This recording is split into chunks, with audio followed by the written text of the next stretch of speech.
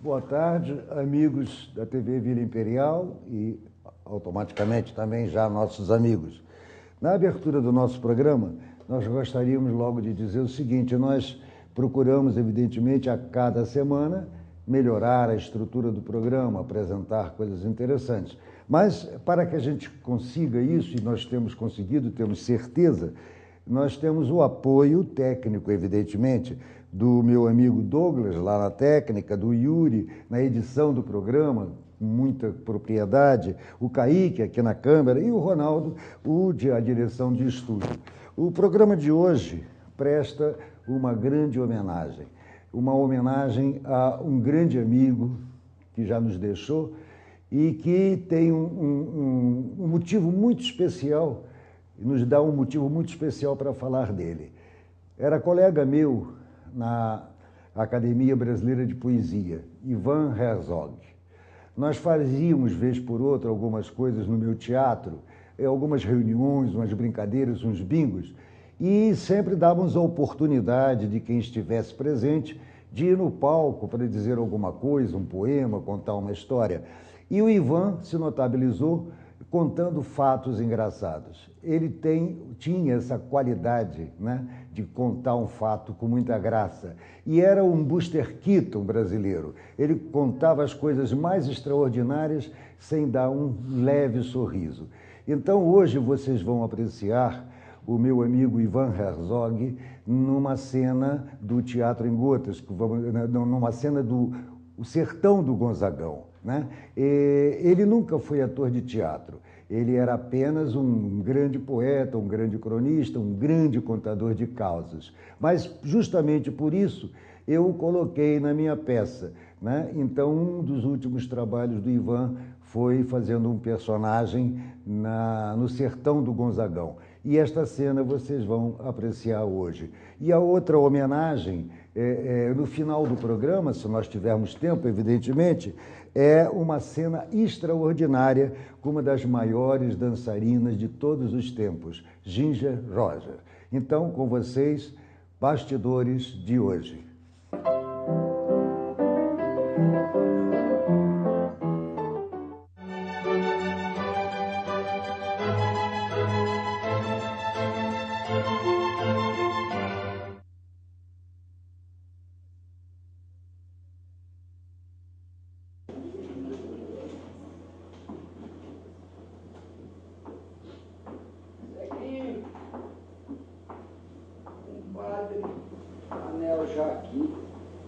Português da padaria, recebeu uma carta da mãezinha dele, mas quebrou os óculos e pediu para ler a carta para ele.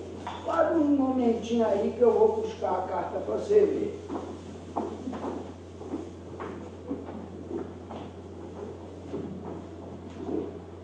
É metido a fazer graça, pois está com o bolso forrado. E não liga para a desgraça desse povo esfarrapado. Eu vou contar mais um caso desse prefeito ladrão. Com as verbas pro açude, construiu um piscinão. Tem até mulher pelada nas festas que o homem dá. Eu não vejo, me contaram, tem mulher da capital. O cardápio é de primeira e a bebida importada. Tem até pozinho branco para animar a mulherada. Se eu contar tudo que sei, lá se vai a minha sorte.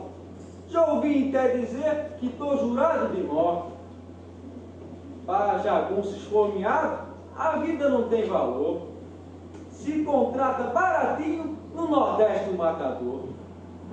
Polícia faz vista grossa, só não vê quem já morreu. E a justiça é uma piada que enxerga menos que eu. É melhor calar minha boca que o prefeito está voltando.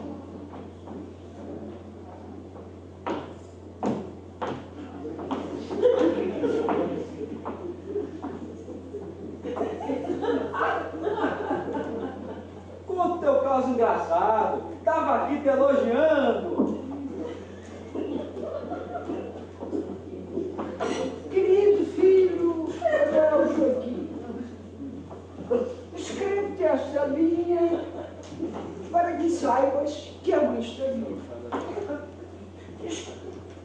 Vou estar a escrever bem devagarzinho, pois sei que tens dificuldade em ler depressa.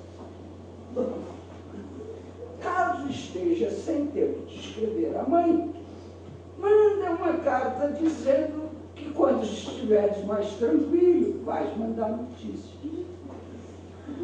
Se tu vieres aqui em casa, não irias reconhecer mais nada, porque mudamos.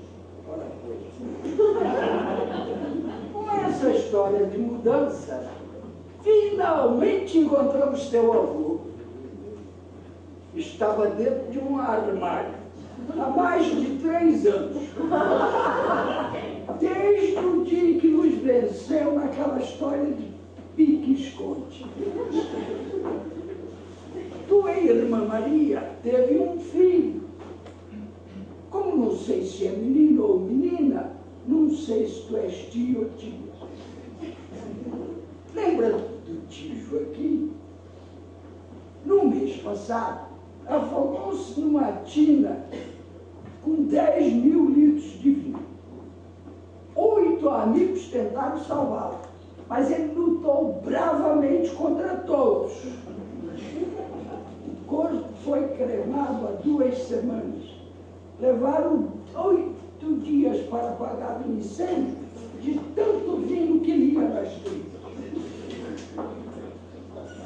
Os fabricantes de refrigerantes finalmente tiveram a grande ideia de colocar um aviso na tampinha dizendo: abra por aqui.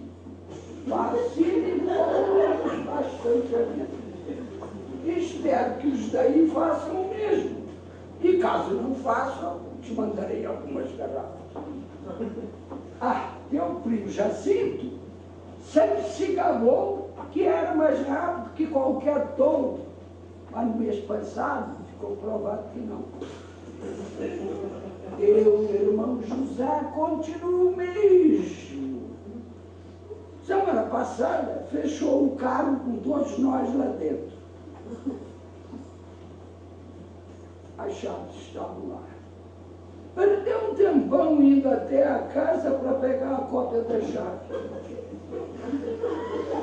Para poder tirar os chopos lá. Estava um calor de rachar.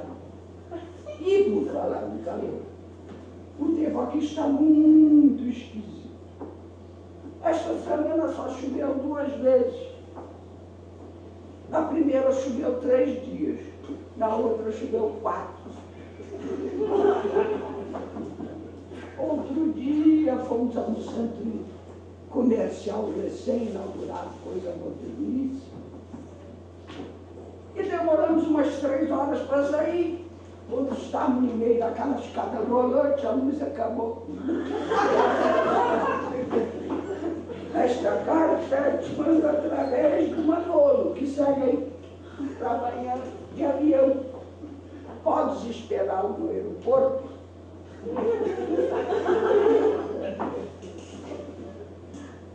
Espera um pouquinho, que a caneta aqui está a falhar. Eu vou ter que buscar outra na esquina. Pronto, aqui está ela.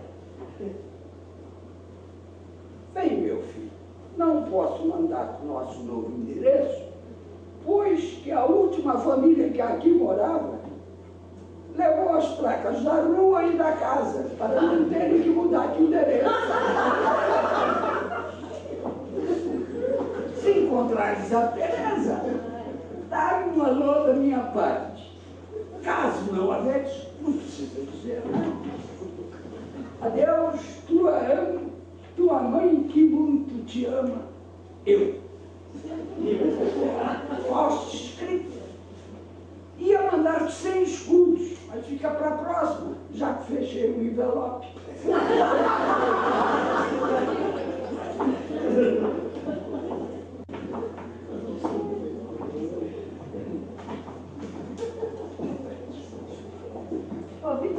Raimunda está muito bem lá no sul. Manda dinheiro para a mãe e diz que está tudo azul. Eu sei, foi sua beleza que ajudou na sua luta. Se aqui não dava um valor, lá no sul é prostituta. Para as bandas de Juazeiro, deixou o coração ferido. Diz que o homem era um fazendeiro, que o cara era um bom partido. Henricó herdou do pai fazenda com criação, cria cavalo de raça e gado para exportação. Construiu até fazenda no terreno da fazenda. Convidou o padre João para rezar uma novena. Nem seu caso era mulher, nem tinha tanta riqueza. Casamento de aparência, para disfarçar a fraqueza. Da tua língua, ceguinho, ninguém escapa, meu amigo. É melhor tu andar certinho que tua morte ter sossego.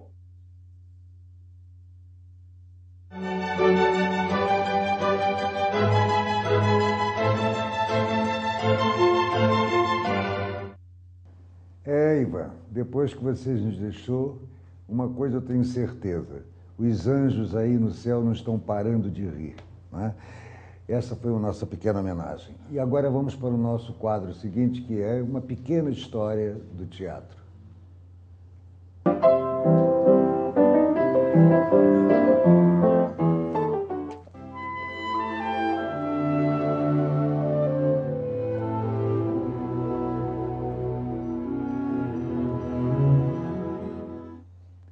Na terça-feira passada, eu fiz uso de um livro para falar sobre a história do teatro.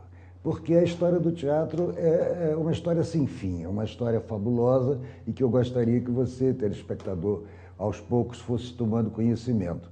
Mas, para isso, caiu do céu, no meu colo, um livro super importante sobre a história do teatro.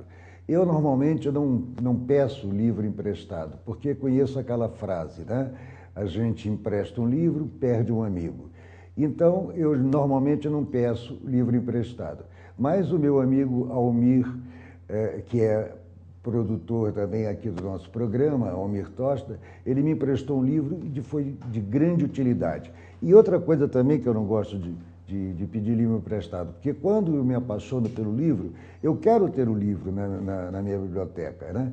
E aí, agora, no meu aniversário, eu fui surpreendido pela Aritéia, a irmã do Almir, que me presenteou As Grandes Damas, um perfil do teatro brasileiro. Se vocês encontrarem, vocês que gostem do teatro, vale a pena comprar. Então, hoje, por exemplo, nós vamos falar de uma coisa, de um gênero que eu tenho paixão, que é a revista. Porque talvez na minha fase adolescente tenha sido a minha primeira grande experiência de teatro, assistindo às grandes revistas. E o que era importante, que foi muito importante, o meu pai, que gostava muito dos grandes comediantes brasileiros, os mais famosos, Oscarito e Grande Otelo, então ele passou a me levar para assistir revista com esses dois grandes cômicos do Brasil, que já nos deixou, evidentemente. E na época eu não podia entrar, porque era proibido ter 18 anos, e eu tinha 15. Mas papai é jornalista, e sabe, aquele jeitinho brasileiro, e eu sempre conseguia ir e entrar com ele. E aí começou a minha paixão pela revista, que é um gênero fabuloso. Então eu assisti as grandes revistas de Walter Pinto, que foi um dos maiores produtores, depois então Carlos Machado, mas coisas fabulosas, mulheres lindas, um humor extraordinário, cenários deslumbrantes, né? Então o Walter Pinto, por exemplo, ia a Buenos Aires e contratava 10 argentinas, todas de 1,70 m, ou então ia na França, contratava francesas, mulheres lindas. E também as grandes vedetes brasileiras, como a Virginia Lane, que foi a grande paixão de Getúlio Vargas, Mara Rúbia, uma outra grande mulher. Então, eu fiquei apaixonado pelo teatro de revista. Então, eu nunca imaginei que eu fosse estrear profissionalmente justamente em revista. E outra coisa que sempre me deixou indignado, a crítica, a crítica teatral brasileira, de um modo geral, não considerava o teatro de revista teatro. Então colocaram o teatro do rebolado, né, menosprezando o gênero. E eu respondo a esses críticos, o teatro foi o teatro mais importante, é o teatro mais difícil, foi a grande escola de teatro que, lamentavelmente, hoje nós não temos. Porque no teatro de revista, nós éramos levados a fazer 5, 6 papéis totalmente diferentes. Então sobe a escadaria, vai para o camarim, muda completamente a caracterização, a roupa, entendeu? Para fazer um tipo totalmente diferente. Então quem começou em teatro de revista, como eu comecei, grandes atores e atrizes começaram, né? E se eu fosse citar agora os nomes, eu ficaria quase que o programa inteiro, né? O meu amigo Agildo Ribeiro começou como bailarino em teatro de revista, Dercy Gonçalves e tantos outros grandes atores e atrizes que tiveram o teatro de revista como escola. Então eu vou ler um pequeno trecho sobre o teatro de revista. Aqui diz uma coisa e eu entendo um pouco diferente. Diz que o teatro de revista nasceu ainda final de 1800, na França. Eu acredito, mas não como exatamente um teatro de revista, né? Então o que acontece? Portugal está aí, junto, pertinho da França, a Europa e tal, importou o teatro de revista da França, o vaudeville, o famoso vaudeville, e então fez um tipo diferente de teatro de revista, que era um teatro criticando, geralmente de críticas políticas, e muito humor, muita dança, muito musical. E nós, brasileiros, em início de 1900, exatamente, importamos de Portugal o teatro de revista. Então, este pequeno texto, teatro de revista. O teatro de revista é inaugurado em 1859, vertente teatral de origem francesa, aclimatada ao sabor brasileiro. A revista tinha inicialmente o sentido de passar em revista, de forma bem-humorada, os acontecimentos do ano. Aos poucos atravessou transições, aproximando-se da seara musical, particularmente do ritmo carnavalesco. Tornou-se mais luxuosa, valorizando o caráter espetacular em detrimento da dramaturgia, conforme conferido em espetáculos de Walter Pinto, como eu citei, o maior produtor de todos. Por ser um teatro alegre, descontraído, divertido, obteve fácil assimilação do público e admitiu vários talentos ao cenário cultural brasileiro. E foi a partir desta iniciativa que surgiram as companhias teatrais. Walter Pinto e Carlos Machado são nomes que assimilaram as companhias de revista e lançaram atrizes como Carmen Miranda, que por seu particular talento levou a arte brasileira aos palcos internacionais. A famosa comediante Dercy Gonçalves, Elvira Pagan, aqui cita também o Ilza Carla. Mas aí eu abro um parênteses. O Ilza Carla, no início, quando tinha um corpo deslumbrante, como vedete. Como atriz, ela tentou, mas não se deu bem. Entre outras tantas que eram chamadas de vedetes. O teatro de revista também ficou conhecido como teatro rebolado. Olha aí o texto pejorativo para desqualificar o teatro de revista, pelos críticos, os entendidos de teatro. Passou por diversas fases, né? E com características particulares, o que sedimentou por muitos e muitos anos este estilo. O teatro de revista protagonizou um capítulo significativo no teatro brasileiro, por sua descontração e leveza, cenários coloridos e presença forte da música e da dança. Sobretudo pela criatividade que tinha em criticar os costumes políticos e as classes dominantes. Pedro Dias, por exemplo, um dos atores da época, fazia uma imitação fabulosa de Getúlio Vargas. Na época da dura ditadura de Getúlio. Getúlio, então, nunca perdia as peças que ele sabia que teria uma imitação. Ele ia para um camarim, um camarote especial na parte de cima e morria de rir com a imitação do Pedro Dias da sua figura. Né? E ele deixava passar muita coisa pela censura porque ele achava que era uma imitação maravilhosa. Então, isso é só para valorizar. E como nós estamos falando de cenários suntuosos, e eu que assisti vários e vários espetáculos do Walter Pinto, eu me lembro de um, e aí foi que eu entendi o porquê da necessidade da ribalta, que é aquele espaço do teatro à frente da cortina. E por que a necessidade da ribalta? Num dos espetáculos do Walter Pinto, que eu não me lembro agora o nome, ele apresentou um bailado na floresta amazônica, com uma cachoeira enorme, jorrando água. Imagina vocês o tempo, por mais que tivessem grandes maquinárias, profissionais maravilhosos ali por trás, a montagem e a desmontagem de um cenário desse em questões de minutos. Então, aí fechava-se a cortina e apresentava-se um número interessante na ribalta, né? Então, era o tempo suficiente para que fosse desmontada aquela floresta amazônica, aquela cachoeira, aquela água jorrando que você não tinha ideia de onde partia e de onde voltava aquela água. Portanto, eu lamento que vocês hoje não tenham oportunidade de conhecer o que foi o teatro de revista. Além disso, esse também foi um momento de impulso da profissionalização dos artistas do teatro brasileiro. E por quê? Porque a grande parte dos grandes artistas começaram na escola, na grande escola que foi o teatro de revista. Na década de 1960, período em que o Brasil dá o pontapé inicial em novos gêneros, com propostas diferentes e ditas modernas, o teatro de revista entra em declínio. E, lamentavelmente, foi justamente ao final da década de 60 que eu tive a oportunidade de estrear em teatro de revista. Quer dizer, eu ainda perdi os últimos suspiros do teatro de revista. Então, agora com vocês o nosso novo quadro e encerramos aqui por hoje a pequena história do teatro.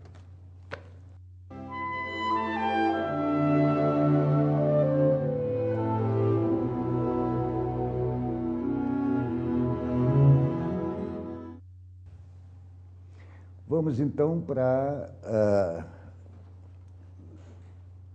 as notícias com a minha amiga Sol.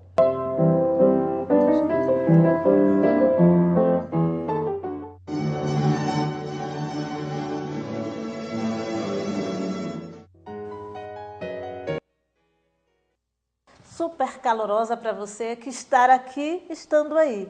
E o nosso abraço ensolarado desta semana vai para os aniversariantes e dessa vez eu quero mandar um abraço com muito carinho para a querida Cátia Regina. Cátia Regina é uma colaboradora assim, enorme aqui da TV Imperial, é a esposa do nosso Ronaldo Saldanha, né?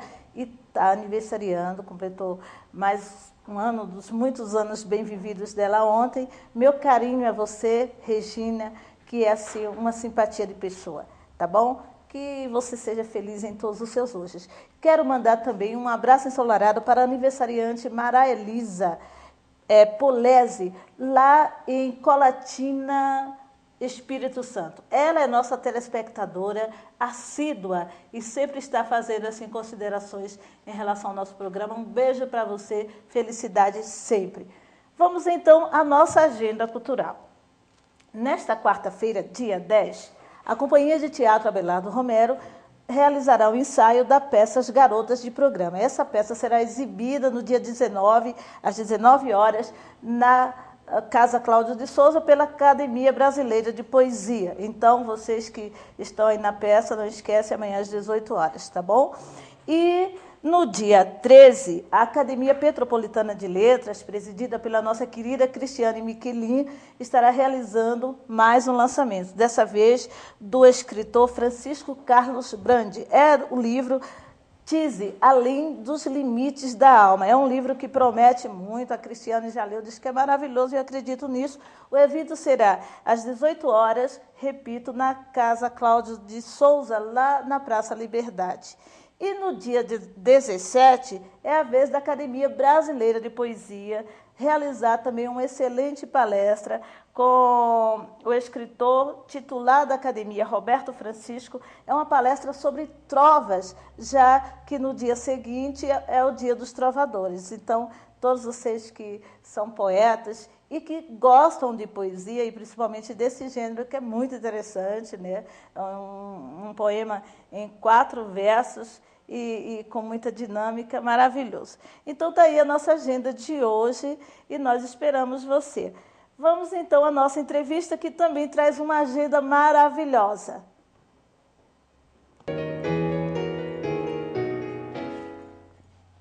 E o nosso entrevistado de hoje é o Tiago Freire. O Tiago Freire é um garoto, eu não sei, que tem uma carreira enorme, é meio que andarilho, eu estava brincando com ele aqui. Mas olha, Tiago, é muito bom te ter aqui. Aliás, quando eu ouvi ali sobre o espetáculo dele, eu fiz uma entrevista, quero até agradecer pela atenção que ele nos deu, assim, já há poucos minutos, e ele veio prontamente nos dar o prazer aqui no nosso quadro Entrevista. Tiago. Boa tarde, Sol. Obrigado pelo convite. Foi maravilhoso, é uma honra estar aqui para falar um pouquinho sobre teatro, sobre arte, sobre cultura. Sobre o evento. Sobre a peça, isso. Exato. Mas, como eu falei no início, você é um andarilho, né, garoto? Você começou em Santa Catarina e depois... Vai me contando. Isso. Eu comecei em Santa Catarina, onde foi minha infância, né? Com alguns cursos de teatro, e aí eu me apaixonei. Aí larguei faculdade, larguei tudo, vou viver de teatro, e aí foi. Peguei a mala e comecei a trabalhar com teatro. Parece que teatro é uma das artes que, quando a gente se descobre, pronto, não tem mais para ninguém. Porque eu sempre digo assim, o artista, ele não se torna artista, ele se descobre. Ou não? Exatamente. E eu costumo dizer que é um vício, né? Você entrou no teatro, você fica e não consegue mais. A Fernanda Montenegro diz isso. Quando perguntam a ela uma dica para o jovem ator, né? Que dica que ela dá? Ela diz, desista. Se você perceber que você vai ficar com fome, que você não vai dormir, que você vai sentir falta do teatro realmente, aí você volta, porque aí não tem jeito. Porque aí quer dizer que realmente você tem condições de fazer teatro, né? Exatamente. Porque geralmente, pela história dela e de muitos, ninguém desiste, só se realmente não tiver hábito para tal. Mas vocês começaram em Santa Catarina, depois vieram para a região dos Lagos, no Rio, e está aqui há quanto tempo em Petrópolis? Então, nós estamos em Petrópolis desde 2008, nós começamos em 2005 em Santa Catarina, fomos por volta de 2007 para a região dos Lagos, passamos por todo o estado, por toda a região dos Lagos, né? E aí culminou em 2009, eu voltei para me formar em artes dramáticas lá em Macaé, e voltei novamente e fiquei nessa, vai e volta. Mas me conta, aí você, hoje não é mais a companhia né, de teatro Comos, é coletivo. E essas mudanças todas, o grupo te acompanha? Exatamente. Você tem seguidores? Temos. É um trabalho bacana, porque a gente costuma dizer que quem entra na Comos não sai mais. Que legal. Porque fica um tempo afastado, mas depois percebe que não tem como e volta. Então, essa mudança da proposta de companhia para coletivo foi justamente quando a gente descobriu que o cooperativismo funcionava dentro do teatro. Funcionava, né? Então isso acelerou o nosso trabalho e o tornou mais funcional. E muito interessante isso que tu falaste, Tiago, o cooperativismo e isso que demonstra o fato de vocês estarem sempre mudando de lugar e continua trabalhando com a mesma qualidade. Aliás, vocês têm um trabalho muito diferente. Eu achei assim, vocês trabalham com os espetáculos e vocês geralmente são acompanhados por música, aliás, são interpretações, se eu não estou enganada. Trabalha muito com expressão corporal e sempre com temas muito interessantes, temas que trazem mensagens dentre situações contemporâneas mesmo, por conta da juventude. Eu vi que tem um trabalho que vocês fez, que recebe o nome de Analfabetos, salvo engano. Isso. Me fala um pouquinho dessa proposta de vocês, está trazendo essas questões sociais e fazendo de uma forma tão bacana como vocês fazem, descontraída, onde a arte supera e, ao mesmo tempo, desperta, enfim. Então, é bacana isso. Acontece que o Vinícius de Moraes dizia que, para você emocionar a plateia, escrever emocionado. Então, é justamente isso que a gente propõe com nossos espetáculos. Levar um pouquinho de cada ator para o palco. realmente essa vivência de teatro, essa vivência da arte. Então, como que eu vou escrever um texto voltado com uma temática clássica e o ator não vai acompanhar tal linguagem, talvez? Não que isso seja uma regra geral, mas eu acredito que seja mais fácil aproximar a plateia do artista dessa maneira. O artista se expondo também no palco. E é justamente isso que a gente faz. É levar um pouquinho de cada um dessas vivências, dessa naturalidade contemporânea, como você diz, né, pro palco. E aí torna a coisa mais dinâmica, mais natural. Sem contar o fato de, além de você levar essas peculiaridades de cada componente, a própria plateia se vê, de repente, no espetáculo. Exatamente. E se envolve, porque vocês fazem, eu chamo de envolvente o trabalho de vocês. Então, é uma questão que hoje, às vezes, se coloca assim, por que o público de teatro, na maioria das vezes, é um público já com uma certa idade, não tem muitos jovens? Isso eu acho que é um mito. Justamente. Na verdade, em Petrópolis, a gente tem justamente, isso acontece muito, mas na verdade em Petrópolis é justamente a ausência do acesso ao teatro. Se eu nunca comi jiló, como é que eu vou gostar de jiló? É a mesma coisa que acontece com o teatro. Exato. 90% dessa população jovem não conhece o que é teatro. Então, a nossa proposta também, enquanto coletivo teatral Comos, é dar esse acesso, é levar para as comunidades, é trazer essa comunidade para a gente, abrir o espaço, democratizar o teatro, né? Porque ao invés de a gente dizer por que o jovem não vai para o teatro, é proporcionar um teatro que atenda à demanda dos jovens. Os jovens precisam gostar, os jovens, como qualquer pessoa, precisa gostar. Então, você pode trazer temas importantes, até mesmo clássicos, mas apresentando na linguagem atual, dentro, como eu te digo sempre, da contemporaneidade, da realidade. Qual é o público-alvo? Puxa, os jovens não costumam ir. Por que não vão? O que eu posso fazer para atrair a atenção desse público? Né? Eu acho que vocês, pelo que eu entendi e pelo que eu já vi, têm essa proposta. Né? Então, vocês têm um trabalho assim, muito itinerante, não é? Exatamente. É um pouquinho aqui, um pouquinho ali. Vocês também se apresentam em escolas? Também fazemos os projetos de escolas, né, com infantis. Teve o espetáculo dos analfabetos, que você havia comentado também, que foi um espetáculo feito propostamente para o pessoal de ensino médio, de escolas que estavam prestes a entrar no vestibular, então, com essa linguagem também mais próxima, né? E qual é o retorno que você tem desse trabalho que você faz? Olha, o retorno que eu digo de pessoas mesmo. Você vai para a escola e divulga. Nos teus espetáculos, no teatro, por exemplo, você tem a presença desses jovens? Tem, isso funciona muito bem. Pupilos, que é o espetáculo que a gente está voltando agora em cartaz, teve esse retorno muito bem. Foi um espetáculo que a gente estreou em 2010, no Teatro Dom Pedro, e não tivemos uma filipeta, só tínhamos um banner, fizemos alguma divulgação em TV e rádio, mas muito pouca. Eu sei. E essa divulgação nas escolas funcionou de tal maneira que nós tivemos a casa lotada. Tá vendo que no Teatro bacana? Dom Pedro, né? Então, funcionou. Tem que sair dos muros. Exatamente. Né? Tem que sair dos muros. Lá em Salvador, eu sempre dizia isso muito na escola, que eu sou professora, e as escolas às vezes falavam de ausências, e eu tenho que sair dos muros. Tem que estar na comunidade, que envolver. Hoje, eu acho que sempre foi assim, hoje talvez com abrangência maior, as pessoas gostam de se sentir aonde estão. Então, não dá mais para ser um mero espectador, ele tem que ser envolvido de alguma forma, não é? Mas, voltando ao teu espetáculo, o próximo a ser, o que vai ser exibido essa semana, no dia 11, 12, repete o nome para mim, o Pupilos, a gente tem uma imagem aí.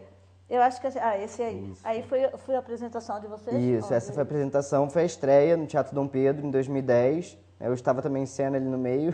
Dessa vez eu só estou dirigindo, não estou mais no palco. Não está em cena, né? Legal. É de autoria tua também o texto, não é? Isso e isso mesmo. foi feito, envolve também, me conta um pouquinho aí da história desse espetáculo. Então, quando eu fui escrever o texto, foi justamente na época que eu estava em Macaé, estudando teatro, né, fazendo uma escola de artes dramáticas, e morava numa república. Então eu quis trazer essa vivência da república pro texto, pro palco também, né? Então, justamente o texto fala sobre isso, sobre a convivência de arquétipos sociais, né? Jovens estudantes dividindo o aluguel de uma república E por aí funciona o conflito, né? A gente já pode imaginar, E né, o aí que que acontece. as pessoas é preciso ir para Pra conferir. assistir. Eu, por exemplo, não vi, mas dessa vez com certeza estarei lá já acreditando da importância tanto no que trata ao entretenimento, como também nas questões abordadas, né? É muito interessante. Agora, você também, eu vi aqui que você, aliás, você me contou que inclusive levou um espetáculo muito interessante lá para Salvador, né? Como tem muita gente de Salvador nos assistindo agora, o site da TV Vila Imperial, que aliás a internet, né, cara? Ótimo, Agora, fantástico, né, importantíssimo. muito importante, porque assim, puxa, um programa aqui, local, de repente a gente é assistido em Salvador, em Portugal, em Matola, estou dizendo de pessoas que já sinalizaram do programa para a gente na África e nos Estados Unidos. Tenho também um telespectador, quer dizer, que já me contou assistir na França. Então, isso tudo pela internet. Então, a gente não está falando aqui só para Petrópolis, né? Então, você estava me falando que, inclusive, fez um espetáculo muito interessante lá em Salvador. Me conta aí. Foi um projeto da Fundação CSN, o ano passado, chamado Um Caminhão para Jorge Amado. Nós apresentamos o Capitães da Areia, espetáculo adulto, né, texto de Jorge Amado, e o Gato Malhado Andorinha Sinhá, que era voltado para o público infantil. Foi apresentado em frente à Praça do Doio Osmar, né, e foi em abril do ano passado. Foi fantástico, uma experiência, uma vivência. A sua terra é maravilhosa, Sol. Ah, sim. Realmente. Ô, Tiago, agora eu já estou aqui assim, quando a gente está começando a conversar, tem que parar. Eu reclamo toda semana, vou deixar de reclamar para não ser rabugenta. Mas me conta então, quando vai ser, onde vai ser, o horário do teu espetáculo? Então, Pupilos reestreia dia 11, quinta-feira agora, às 20 horas, no Teatro Mariano, que é a sede do Coletivo Teatral Comus também, em parceria com a Congregação Mariana. Aliás, tem que agradecer ao Sr. Carmo em função disso, pelo espaço. Então, dia 11 agora, às 20 horas, no Teatro Mariano. Os ingressos são R$30 inteira e 15 a meia entrada. A classificação etária, 14 anos. E nós temos a reapresentação no dia 12 também, na sexta-feira, no mesmo horário. Os ingressos são adquiridos locais ou pode adquirir antes? Como que é? Isso. Os ingressos podem ser adquiridos na hora, no teatro, ou com o elenco todo, ou no próprio teatro também, que nós temos ingressos disponíveis. Tá certo, então, o convite está feito. Eu não estou certa que é um evento maravilhoso que eu não vou perder. Você, com certeza, também não. Tiago, muito obrigada. Eu queria ter um tempo enorme, mas você vai voltar aqui com o coletivo, fazer uma apresentação aqui nos bastidores. Obrigada mesmo. Obrigada a você de casa e até o próximo programa.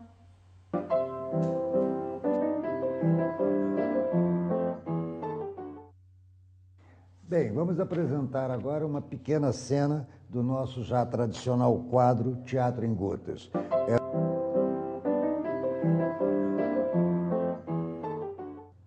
É uma pequena cena do nosso espetáculo Revista Musical Teatro em Gotas, com a atriz Vanessa Rodrigues e o ator Lucas Torres.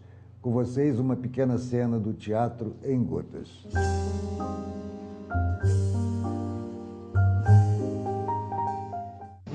Muito bem, turma. Quem tem que estar presente? Tô aqui inteirão. Será que eu posso saber por que o senhor não veio à aula ontem? É que eu tava de castigo. Me trancaram no quarto o dia todo. Trouxe até um bilhetinho da mamãe pra senhora. Posso ir até aí? Claro.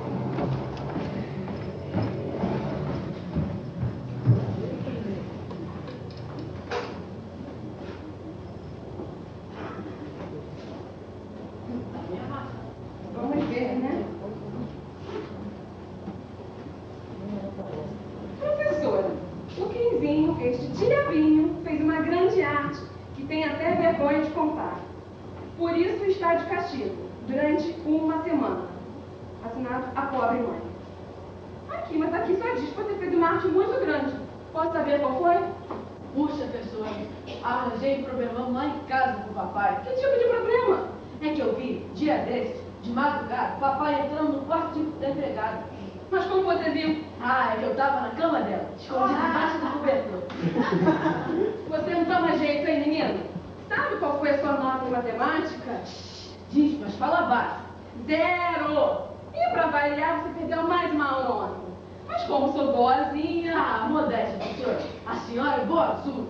Olha aqui, menino, não gosta de criança não, viu? Nem eu, mas a gente pode evitar. Eu não sei dar outra chance, mas depois dessa... Ah, faz pergunta, faz. Eu gosto de prova oral. Se você responder a pergunta que eu vou passar no quadro negro, vou lhe dar um 10. Pode mandar, comigo mesmo. Preste atenção. No prédio que eu moro, tem 30 apartamentos. Em 7 não tem cachorros. Prestando atenção? Existe um cachorro para cada um dos 20 apartamentos. E 2 para cada um dos 3 restantes. Cada cachorro carrega em seu corpo, por média, 230 pulgas. Quinzinho, quantas pulgas existem no meu prédio? Como você resolveria essa questão? Mole. E a resposta está aqui? Claro, liga pra firma de detetização do meu pai, que amanhã no teu prédio não tem mais nenhuma pulga. Você, por favor. Muito bem, como estou muito contente com todos, as notas estão muito boas. Mas, claro, para destoar, como sempre, temos o 15 com 0. E como ninguém tirou 10, a nota máxima, vou fazer uma pergunta que vale para a turma toda. É sobre ciências. Quantos ossos tem o corpo humano? Quantos ossos tem o corpo humano? Vamos lá, turma, eu sei que vocês sabem. Quantos ossos tem o corpo humano? Eu sei, professora. Muito bem, Quinzinho. Será que só você vai conseguir tirar o 10? Então me responda. Quantos ossos tem o corpo humano? 2. Ficou maluco, menino? No corpo humano inteiro só tem 2 ossos. Desculpe, professora. Entendi ovos.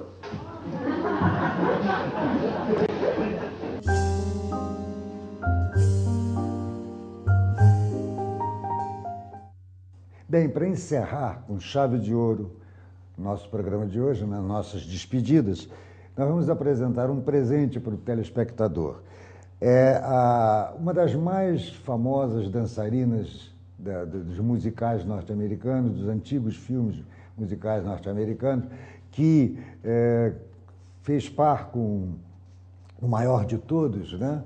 Então, ele, numa entrevista antes de morrer, disse que a melhor dançarina de todas que trabalhou com ele foi justamente Ginger Rogers. Então, vamos apresentar uma pequena cena, Ginger Rogers dançando com seu neto aos 92 anos. Acreditem, não é truque de imagem, é uma cena real. Com vocês, Ginger Rogers.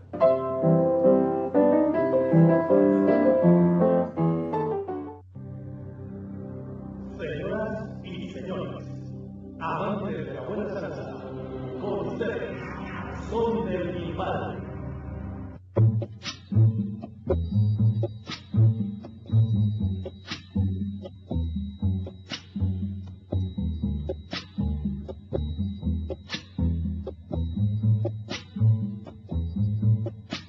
When the night has come